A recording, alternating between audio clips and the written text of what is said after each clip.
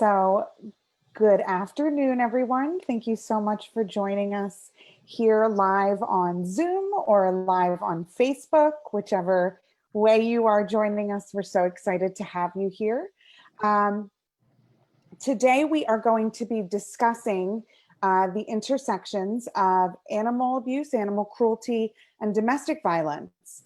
My name is Amelia Rayburn-Pazika. I am the Director of Education Programs for the Domestic Violence Center of Chester County.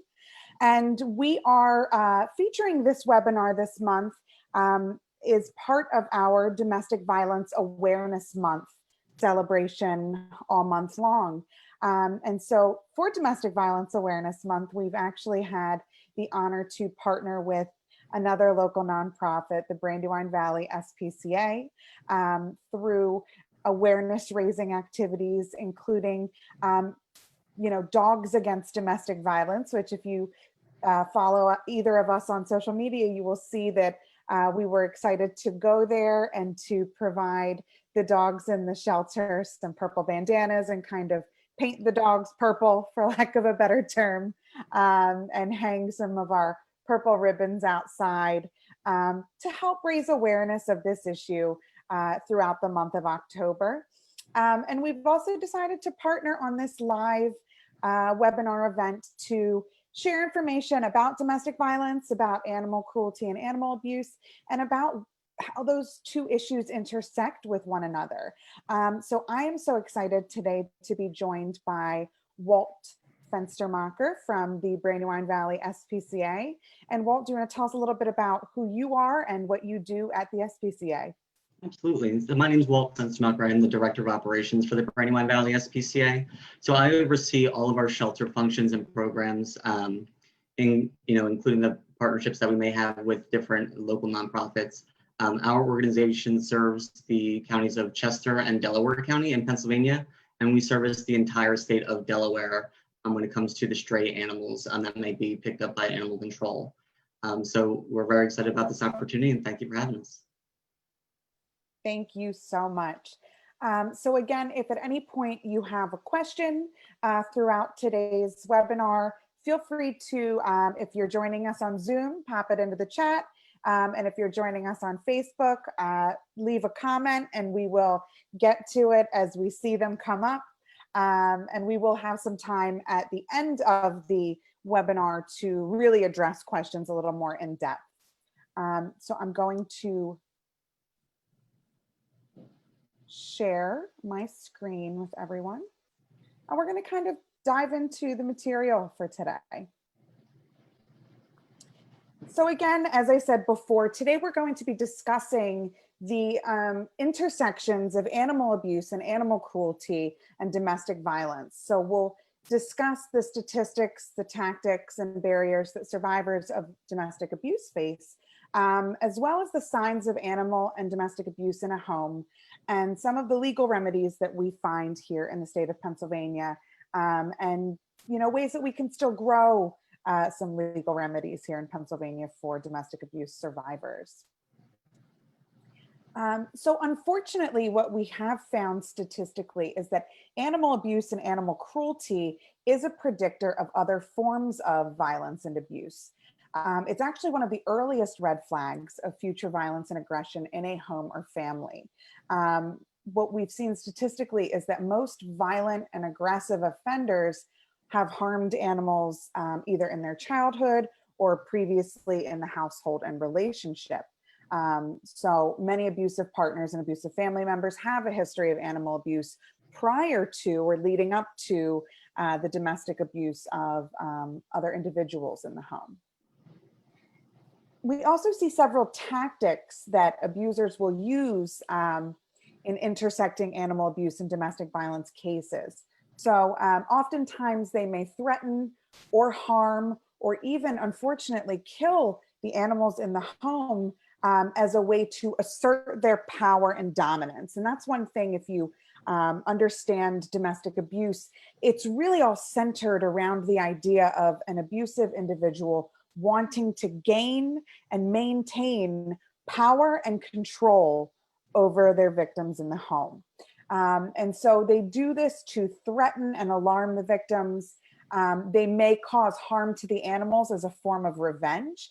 And sometimes it's a form of revenge in retaliation to acts of independence and self-determination, right? If a victim survivor stands up for themselves, or does something independently that their perpetrator of abuse did not want them to do, or acts in a way that upsets that perpetrator of abuse, they may harm the animals in retaliation for that. Or, as we see often, it's done in retaliation to the partner leaving, or the threat of that partner leaving the relationship, or even threatening harm to the animal, maybe not harming the animal yet, but threatening harm to the animal as a means to get a partner to return upon leaving an abusive relationship.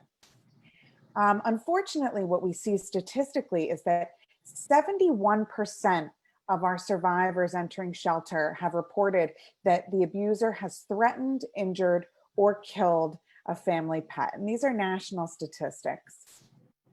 And that 87% of abuser-perpetrated incidents of animal abuse were committed in the presence of the victim survivor. So in that sense, it really was done to threaten and alarm those victim survivors of abuse. We've also seen that animals in the home and animal abuse in the home creates unique barriers to freedom for our victim survivors of abuse. As we know, and I'm sure as many of us feel, animals are viewed, our pets are viewed as family members, not just pets, not just animals in our home, but family members.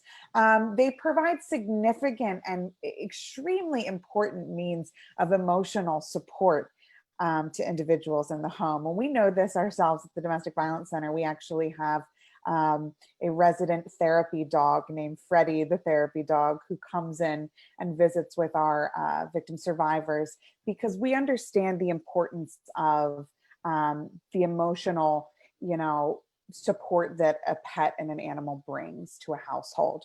Unfortunately, only 3 to 12% of national domestic violence shelters have the ability to take animals into the shelter. And so a lot of individuals who are fleeing from these situations have to leave a family pet behind, have to leave that family member, that companion behind. Actually, 52% of survivors in shelters had to leave the pets in the home with the abuser, with the perpetrator of abuse. And 40% of survivors will not leave the relationship, will not leave the abusive situation for fear of their pet's safety. And then those who do leave, 65% of them continue to worry about their pet's safety after they leave, understandably so. Unfortunately, what we see is that 1 in 4 survivors have actually returned to their abuser, to a dangerous and violent household, for fear of their animal's safety, and to make sure that that pet, that family member, is protected. So we have a lot of information we're going to be presenting throughout this webinar, but I think it's really important that we have a note here for professionals. Victim survivors of abuse can be reluctant at times to disclose or discuss the abuse that they've personally faced. And they might actually be more comfortable discussing the abuse and safety of animals in their home. So if you are a professional working in this field, or just working with an individual that you feel might be facing abuse in their household, a conversation about pet safety in the home can be an easy way to transition the conversation into a discussion about their own personal safety in the home as well. And if I may, Amelia, investigation into animal abuse is often the first point of social service intervention for a family experiencing domestic violence. So it's one thing to be able to report domestic abuse of a family member or oneself. And as you mentioned, families or victims can feel a little bit more comfortable talking about or reporting abuse to an animal in a home. So it's an indicator that there can be larger issues within the home, but certainly to be able to have the confidence to report animal abuse is an important tool for any victim. Thank you so much, Walt. That's so important. And it really is, as you said, a lot of times that initial touch point that professionals will have. So it is so important.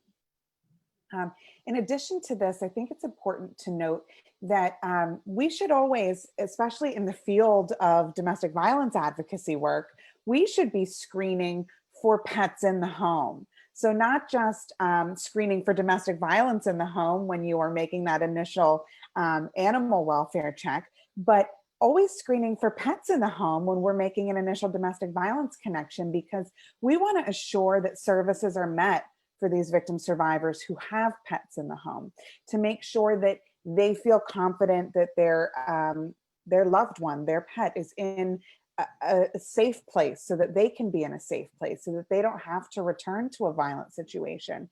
And so we'll talk a little bit later on and brainstorm some ways that we can kind of help meet those needs with different services, but to make sure that that isn't a challenge or a barrier that a survivor is facing. I also find it interesting, and Walt, you spoke to this briefly, that neighbors or just anyone who is witnessing abuse, neighbors are actually more likely to report suspected animal abuse and animal welfare cases than they would with child welfare cases, child abuse and domestic abuse in a household. So I might have a neighbor who, I suspect is dealing with domestic abuse and domestic violence in their household. But what we see is that neighbors are actually going to be more likely to report the animal abuse than the child or domestic abuse. So as you said, when you go in for that initial touch point for an animal welfare check, it's a good time to really see if and assess if there is violence in the home beyond the animal cruelty and animal abuse. And so now we're going to actually talk about the signs of abuse in a household. So whether you are a professional who works with individuals and you, go into their homes, whether you are just in a home of a neighbor or a friend or a loved one, a family member, these are some things that we can kind of see and identify for animal abuse, domestic abuse. And then as you see here, we're also going to talk about the intersections. So what kind of signs of abuse are universal for both animal abuse and domestic abuse. And so we're first going to talk about the signs of animal abuse, and I will let Walt cover those for us.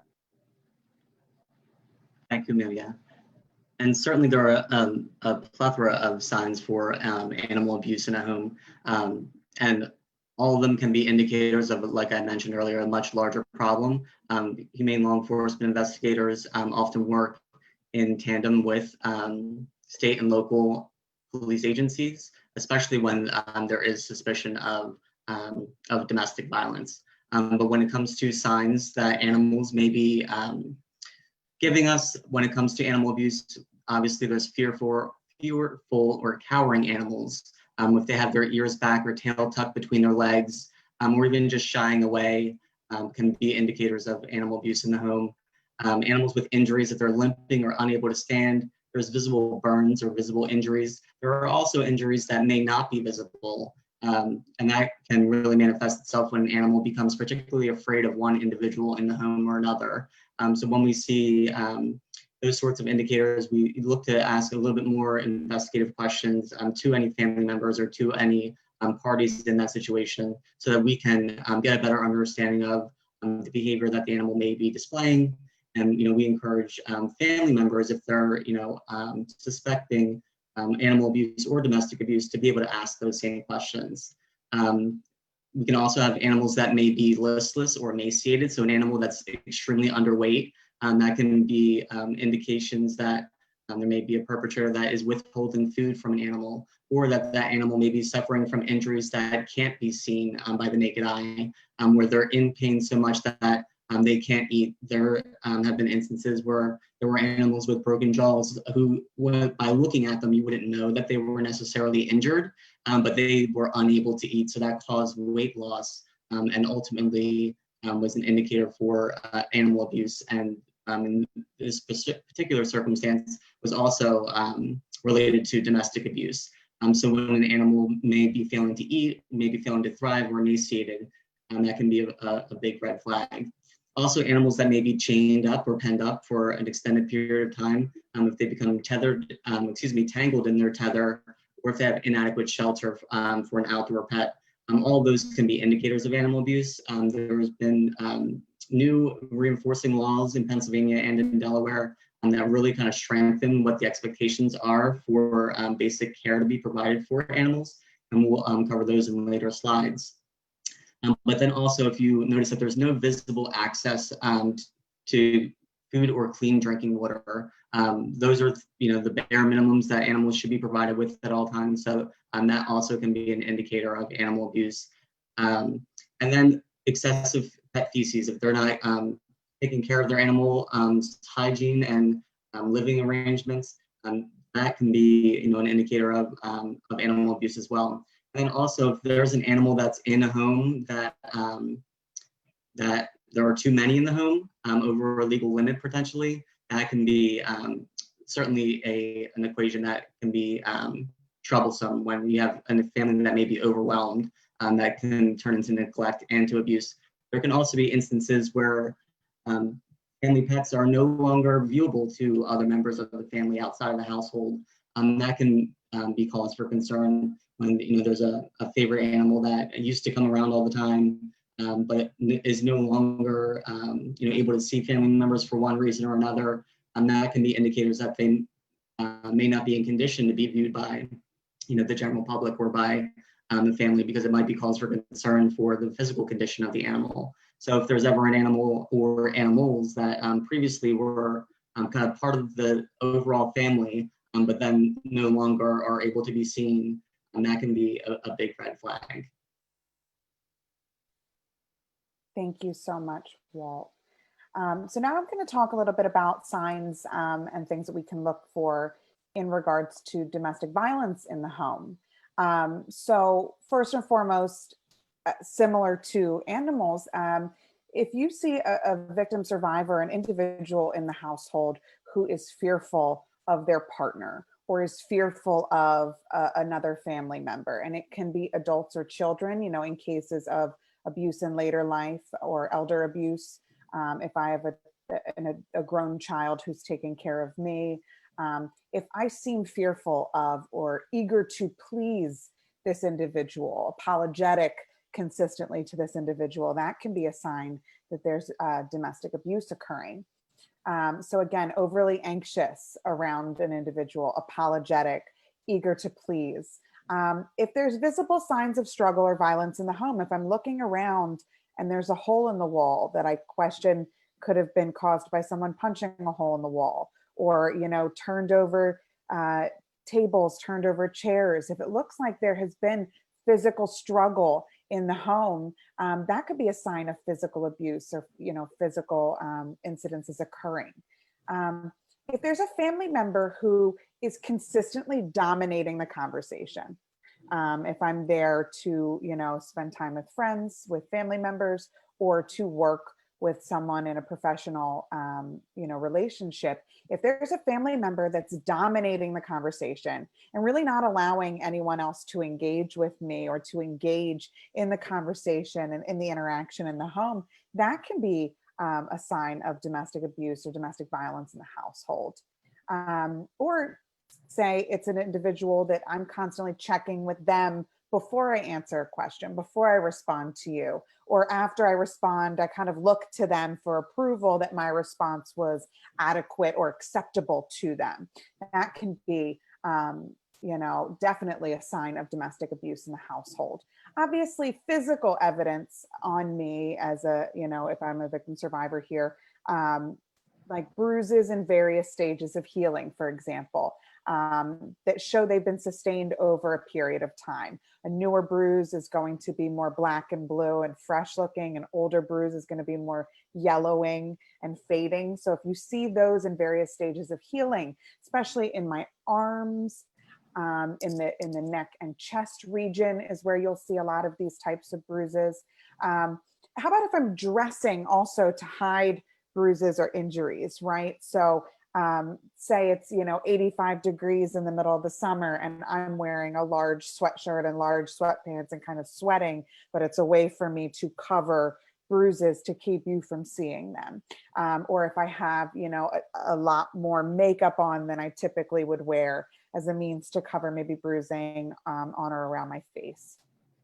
Even an abuser who is just going to openly be putting down their partner in front of others, and maybe even doing so in a joking manner, making it seem like it's a fun thing. Oh, they're the butt of the joke. I'm just playing around, but I'm engaging in behavior that's putting down my partner or a family member in front of others as a means to embarrass them, humiliate them, aside from putting them down. And then just seeing, family members in the household, whether it be a partner, but this is also in terms of like child abuse. If I'm seeing soiled clothing, dirty clothing, inadequate clothing for the season, not warm enough for very cold weather, not cool enough for very warm weather, so on and so forth. And then, Walt, we're going to talk a little bit about the intersections, and I'll go over these very briefly. And if you have anything to add, please feel free to.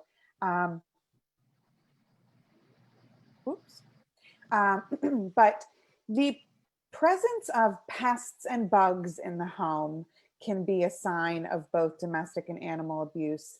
The smell or presence of urine and feces, the accumulation of trash and debris and messes in and around the home.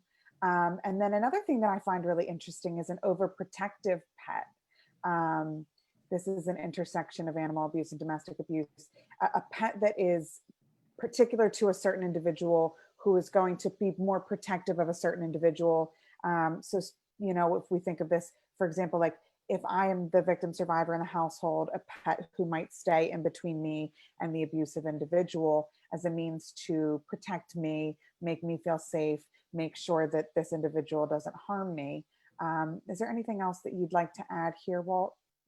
No, and I think that not just when it comes to pests in the home, but physical evidence of pests on an animal, whether that be ticks, fleas, mites, all of those should be addressed by a regular practice veterinarian.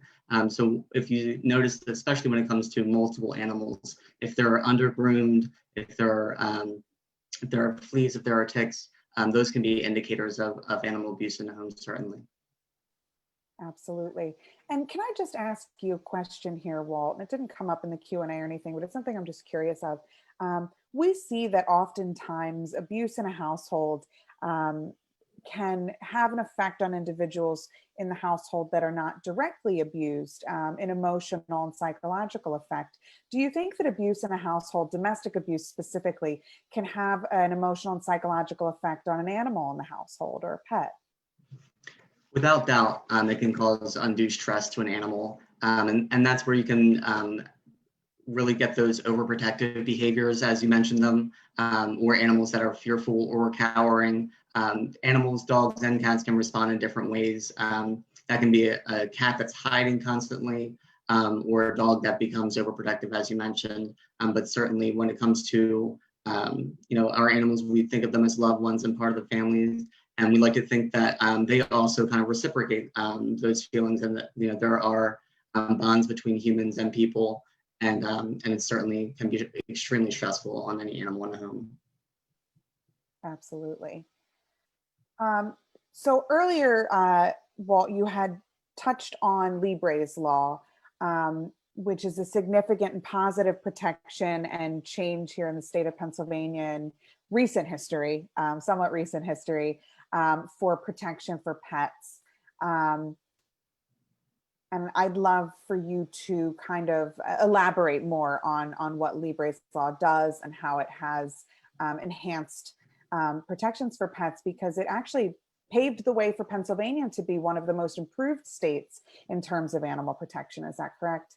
Absolutely. So Libre's law is a pretty wide ranging law that, as the slide shows, has improved, requirements for tethering conditions for outdoor animals. There are restrictions when it comes to how much time any animal may be kept outdoors on a tether. There are increases for how long a tether must actually be, and also that an animal must be provided water and shade. So those were indicators. Again, if an animal is not provided water or shade, that can be an indicator of animal abuse. And any animal that may be on a tether can't be outdoors for more than 30 minutes in inclement weather. So that's hotter than 90 degrees Fahrenheit or less than 30 degrees Fahrenheit. They can't be out on a tether for more than 30 minutes. So there are a lot of great protections that have been added. And, Pennsylvania's Animal Cruelty Code was originally drafted in 1983.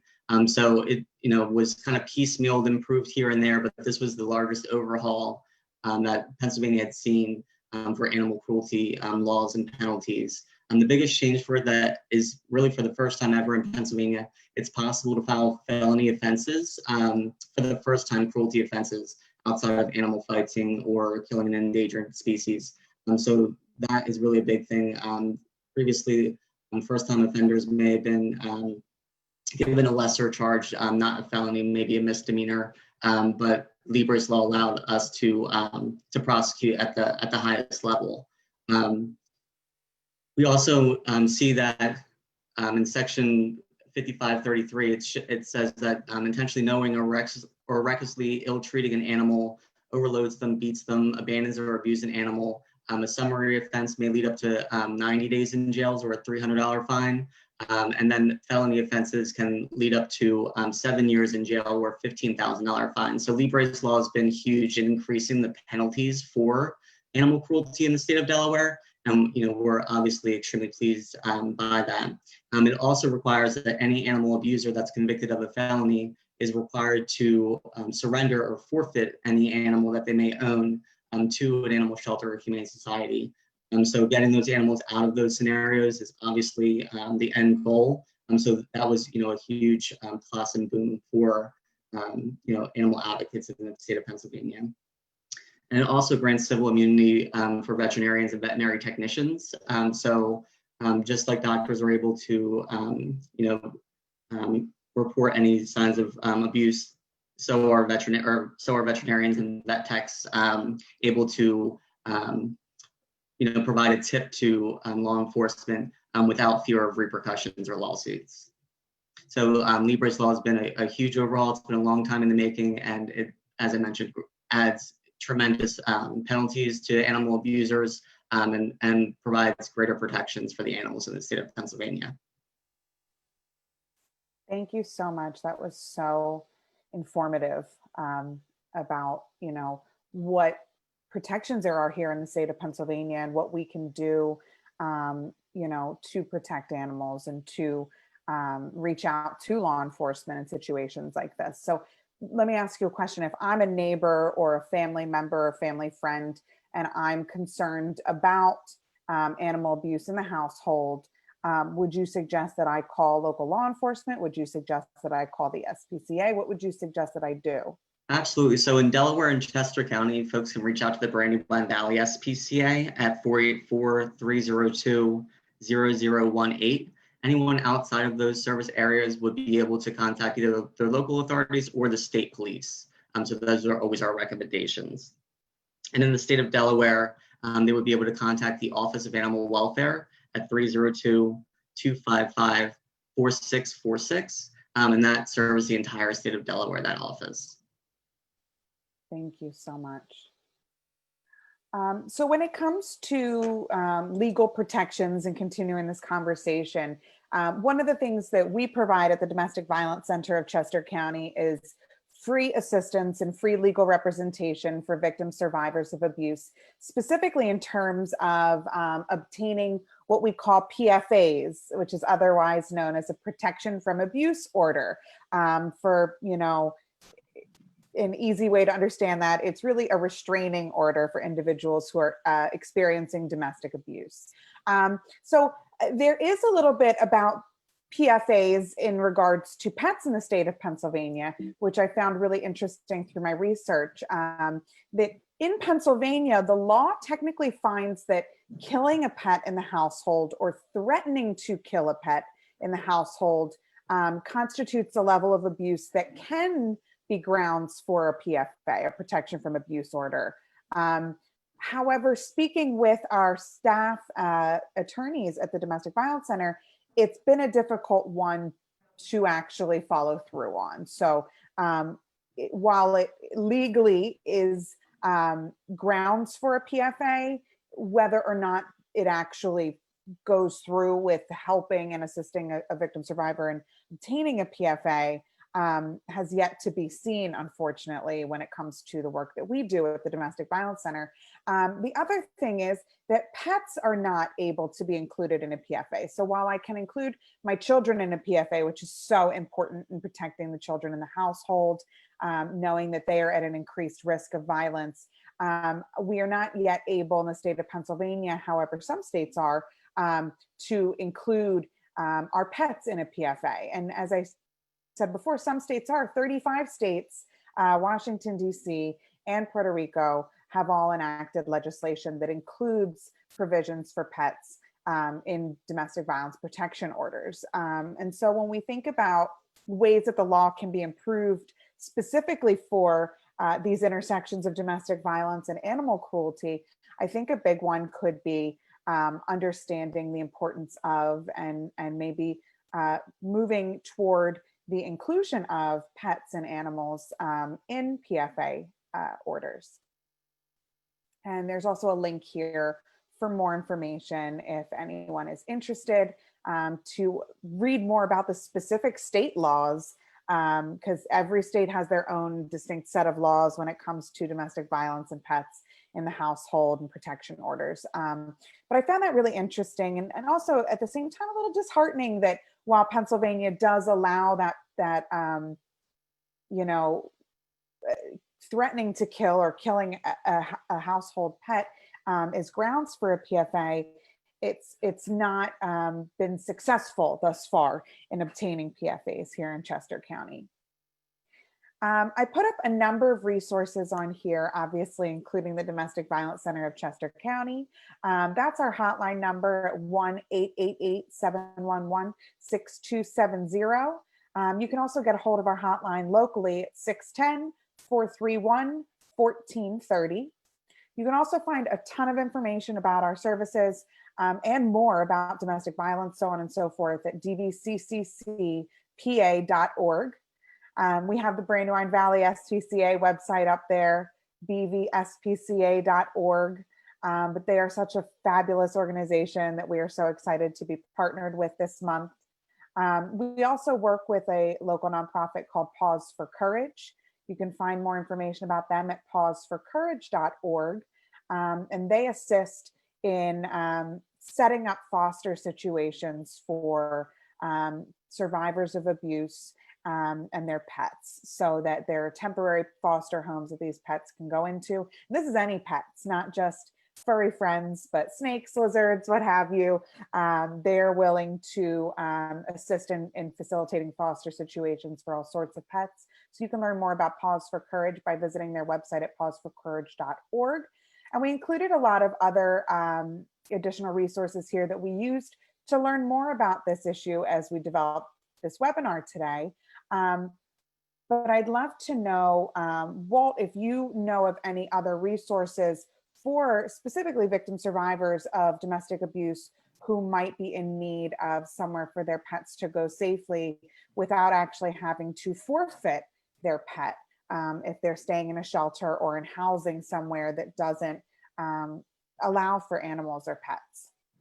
Absolutely, and we would strongly recommend that any victims or survivors would reach out to their local animal welfare agency to see if they may have a program that would allow for temporary fostering of an animal that may be involved in a domestic violence scenario, whether there's abuse geared towards the animal or not. We know that animals can be, a deciding factor whether or not victims leave the perpetrators. So being able to, reach out to the local animal welfare agencies can be a really great first step to find temporary housing for the animals, so that you can find temporary housing for the victims and their families. But also just as, a tidbit, we would also recommend strongly that when any family member is vaccinating their animals or taking them to their veterinarian, it's really important that the registration for those animals, if they're licensing them, especially, are in the victim's name. So the owner of the animal, if that were to be the victim, to make sure that that information is attached to an animal's microchip information, a dog license, or veterinary records. And we'd also recommend for pets to be prepared for a quick departure. So to already have all the vaccination records, pet licensing, medical records, all of those put together in one place so that if victims would have to leave with their pet, that they already have all of that most critical information centralized. And then, we would also recommend that they ask, victims ask for help from animal control officers or local law enforcement if pets need to be retrieved from an abuser. So we would strongly recommend that victims never try to reclaim animals alone. That's great advice. And I think it would be helpful. I will put below the video on our Facebook Live, I will put the link for actually licensing your pets through the state of Pennsylvania, so that individuals who may or may not have done that can do that quickly and efficiently, because I believe that you can do that online. I've done that online with my dogs, both of my dogs, who are both Brandywine Valley SPCA dogs, and I have licensed them, and it's actually really helpful to do it online. They send you an email reminder, a few weeks before the license is about to expire. It's super affordable and it's super important, as you said, Walt.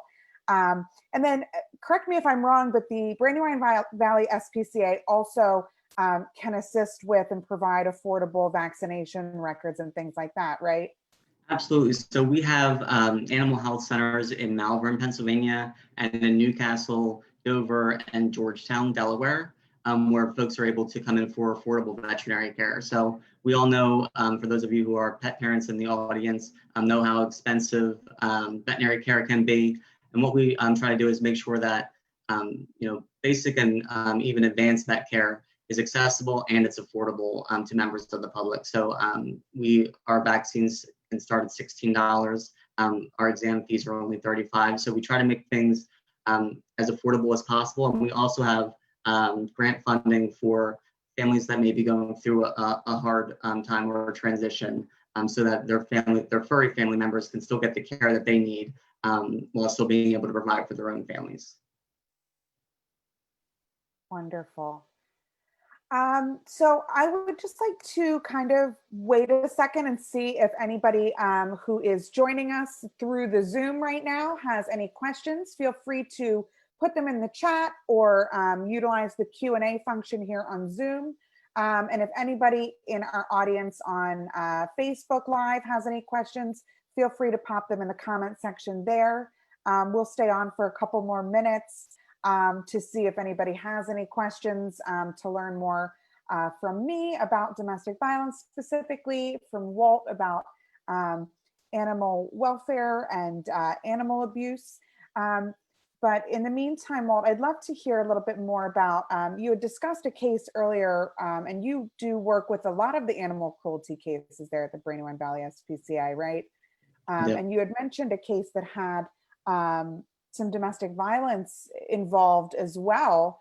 In keeping with confidentiality, is there anything that you can share about that story and your experience working with that situation? Well, that was a scenario where it was reported by a family member that that there was an animal that wasn't acting themselves, that they were a little bit concerned that there may be maybe violence in the household on some level. So we went out to investigate, and we found out that there was a feline that was no longer eating in the home, and it was very thin. I mean, it turned out after further investigation that the animal had a broken jaw, and upon an additional visit, the victim had visible bruising, and that caused us to loop in local law enforcement agencies to actually report the domestic violence. So it was something note that our officers are, aware of the fact that there's a close connection between domestic violence and cruelty to animals. So we find that connection to be really important, and we try to highlight that in our investigations if it's ever feasible. And that was just something that, we were really happy that, number one, we were able to help this animal, but number two, that we were able to help this family with a much larger problem. So that was, certainly kind of eye-opening for me, how close the connection really is between domestic violence and abuse to animals. Absolutely. We did get a question in the chat. Are there additional red flags to look for with animals as well as children? I can speak to the children piece, but Walt, are there any additional red flags of abuse that we can look for with animals as neighbors, friends, family members? Well, like we mentioned, really the biggest thing is, that fearful or cowering animals, and animals with injuries. And like I mentioned, those can be injuries that you can see if an animal begins, is suddenly limping or non-weight bearing on any particular leg. But then also there can be injuries that aren't visible, and that, can cause an animal to whimper when pet because they're in pain, or to, whimper and cower. So it's just really being aware of, dog and cat body language and trusting your gut. We kind of know how, our friends and family dogs act and behave. So when there is a change in that behavior, that's when, we should just kind of internally question things and then, look for bigger signs. Absolutely. Oh, here's a good addition to that. Red flags to look for with children and animals, with children interacting with animals, children who are aggressive with pets. Can this be a sign of child abuse as well? So briefly, I will speak to that. When we talk about abuse in our general domestic violence overviews and trainings, we do talk about abuse in terms of the cycle of abuse and how a cycle of abuse can become a generational issue, where if a child in the household witnesses abuse, sometimes they can find themselves either relating to the victim survivor or relating more to and identifying more with the abuser. And unfortunately, following that cycle and perpetrating the abuse themselves. So I believe that in our personal opinion, I believe that a child can it could probably be a sign of child abuse, whether I'm as a child experiencing abuse in the home, or whether I'm just witnessing abuse between members of my family, whether it be my parents or other members of the family. If there's abuse and violence in my home, I am more likely, yes, unfortunately, to act out in abusive ways and in physically violent ways. And oftentimes, yeah, I believe that could be, a catalyst to engaging in animal abuse and abusing the animals and pets in a home. Absolutely.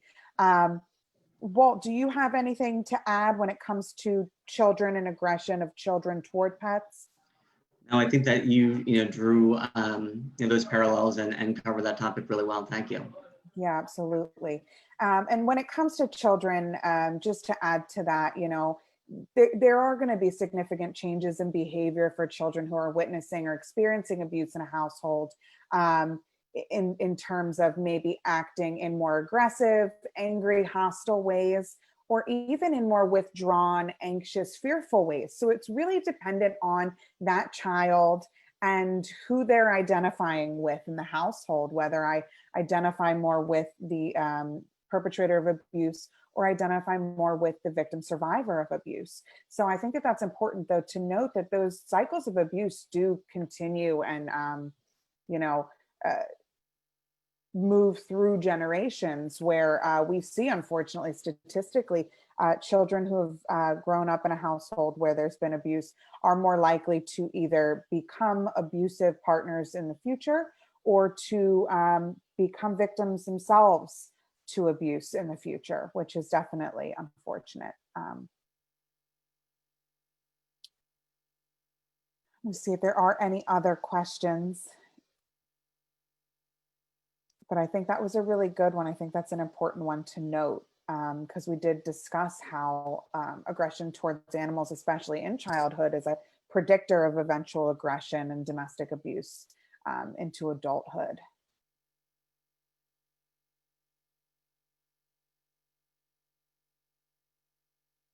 Now I will share a story, and I spoke briefly to our resident therapy dog, Freddie, who is a licensed therapy dog here in Chester County, Pennsylvania, visits several different organizations to share love, and comes to the Domestic Violence Center, to our emergency shelter, to our children's support groups, to our adult support groups, to our housing units, and really makes a significant impact on the families that we serve.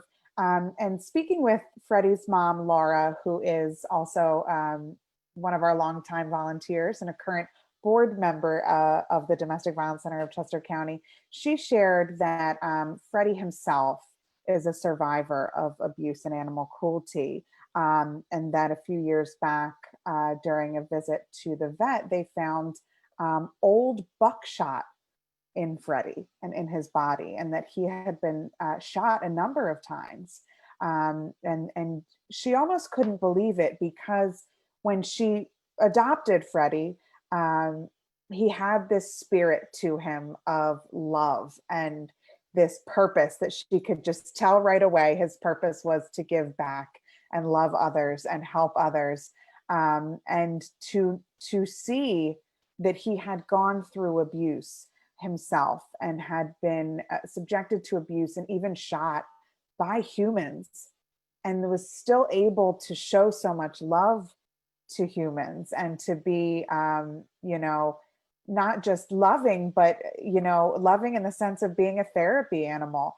And, when he puts on his therapy scarf, he's ready for work, and he goes into the shelter, and he is just the kindest, gentlest dog. So it's really inspiring to see that, and to see the resiliency of animals who have experienced abuse, much like the resiliency of humans. Is that something that you've seen, Walt, in some of the cases that you've dealt with, that while animals can be fearful and act out in aggressive ways, I'm sure after experiencing abuse from humans, have you noted any resilience in the animals and willingness and happiness to be loved and to show love? Absolutely, and you use the perfect word, resiliency. We've seen dogs and cats that have been abused, in some of the worst ways, in hoarding scenarios and cruelty investigations, and it's always amazing that they're able to make a connection with humans after being, going through what they have been. So it's something that, is inspiring every time that we see it. That's the kind of magic that dogs and cats, bring to the world. But it's certainly something that we see them make that connection, and, it warms our hearts just as well. We got another question. This one is for you, Walt. Does the Brandywine Valley SPCA have a program for housing or fostering pets temporarily from a survivor who wants to get into a shelter but can't take the pets into the shelter?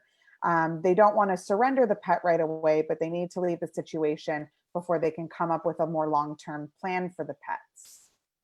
So we actually partner with two domestic violence shelters in Delaware, People's Place and Child Inc., where we both have agreements with those shelters to be able to take in animals for an extended period of time while their families are looking for other housing scenarios. So we are proactive in that way, and at other times, we can look into our foster base, when there's a need from the community or a victim, to see if there's any way that we can help. But we do have that standing program with Child Inc. and with People's Place. Thank you so much. And maybe that's something that we can connect with after this, for Westchester. Certainly.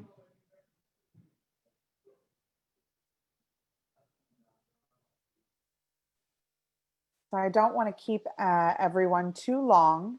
If there are any other additional questions, feel free to pop them in the chat now, leave them in the comments section, and if you are rewatching this Facebook Live later, because it will be up on our Facebook page in perpetuity, please feel free to leave a comment. Tag us at the Domestic Violence Center, tag the Brandywine Valley SPCA, and we will get back to your questions as they come through the comment section. It's never too late to ask and to field questions about these issues. These are things that that Walt and myself, but also the staff at the Brandywine Valley SPCA and the staff at the Domestic Violence Center of Chester County, we are so passionate about protecting humans and protecting pets and protecting families. And some people are adding, great job. This has been really helpful. Thank you.